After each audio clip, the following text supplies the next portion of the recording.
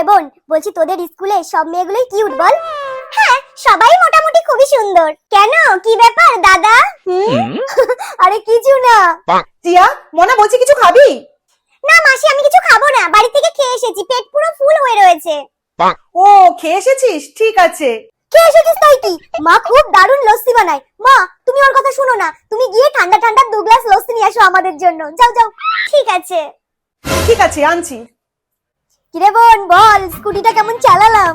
হ্যাঁ, ভালোই তো পারিস তুই। কি রে, কোথায় গেছিলিস তোরা? মা, বোনকে নিয়ে একটু বাইরে ঘুরতে গেছিলাম। বাবু, তুই তো ভালো স্কুটি চালাতে পারিস না, একা একা বেরিয়ে গেছিস? কাকা কই? বোনও তো গেছিল আমার সাথে। বোন চল। চল। বোন দেখ, ভিডিওটা কি সুন্দর। কই দেখি।